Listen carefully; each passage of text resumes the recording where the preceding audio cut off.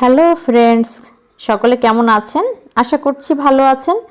তো শীতের আরও একটি রেসিপি নিয়ে কিন্তু হাজির হয়ে গেলাম। আজকে করছি সুজি দিয়ে গুড়ের পায়েস। আশা করছি আজকের ভিডিওটি আপনাদের কাছে অনেক ভালো লাগবে। তো কিভাবে ঝটপট করে আপনারা এই সুজির পায়েসটি রেডি করে নেবেন গুড় দিয়ে, সেটাই কিন্তু আজকের ভিডিওতে থাকছে। তো আশা করছি পুরো ভিডিওটি জুড়ে আপনারা আমার সাথেই থাকবেন। তো চলুন মূল প্রসেসে চলে যাই।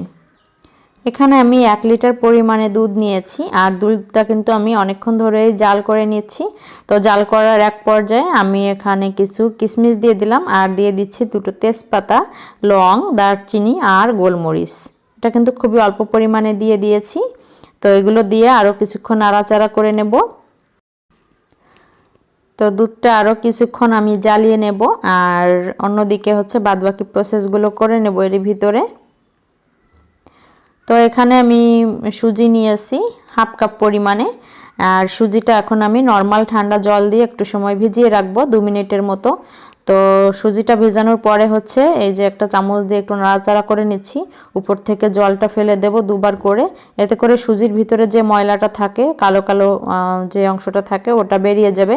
তো সুজিটা দেখতে কিন্তু ভালো লাগবে। আর যেহেতু আমি গরম দুধের ভিতরে সুজিটা দিচ্ছি, তাই এভাবে ভিজিয়ে দিলে কোনো প্রকার দলা বাঁধবে না। আর যদি নর্মাল সুজিটা দেওয়া হতো গরম দুধের ভিতরে, সেক্ষেত্রে কিন্তু দলা বেঁধে যেত সুজিটাতে। তো এই পদ্ধতিটা আপনারা অবশ্যই ফলো করবেন। তো একটু নাড়াচাড়া করে নিচ্ছি, আর সুজিটা আমি ফোটার জন্য এখন অপেক্ষা করব। তো খুব বেশি সময় লাগে না, 5 মিনিটের মধ্যে কিন্তু সুজিটা ফুটে যাবে। তো এই যে সুজিটা আমার কিন্তু প্রায় ফুটে আসতেছে। তো এই পর্যায়ে কিন্তু আমি সুজিটা ফোটার পরে গুড় অ্যাড করে দেব। তো আমার সুজিটা কিন্তু ফুটে গেছে, এখন আমি গুড় দিয়ে দিচ্ছি। তো গুড়টা এভাবে দিয়ে দিচ্ছি, গলতে একটু সময় লাগবে। তো ততক্ষণে একটু নাড়াচাড়া করে নেব। আর গুড়টা গলতে গলতে কিন্তু সুজির পায়েসটারও কিন্তু কালারটা চেঞ্জ হবে। তো এই তো দেখতে পাচ্ছেন আমার গুড়টা কিন্তু গলে যাচ্ছে, আর কালারটাও চেঞ্জ হয়ে আসছে।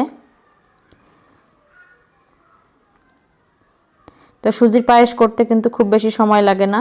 আর এ পর্যায়ে আমি 1/2 চা চামচ পরিমাণ লবণ দিয়ে দিলাম। তো এই তো আমার সুজি পায়েসটা কিন্তু এই দেখতে পাচ্ছেন যে গাঢ় গাঢ় হয়ে গেছে। তো এ পর্যায়ে আমি এখন নামিয়ে নেব। তো খুব ঝটপট উপায়ে কিন্তু সুজির পায়েসটা আমরা রেডি করে নিলাম।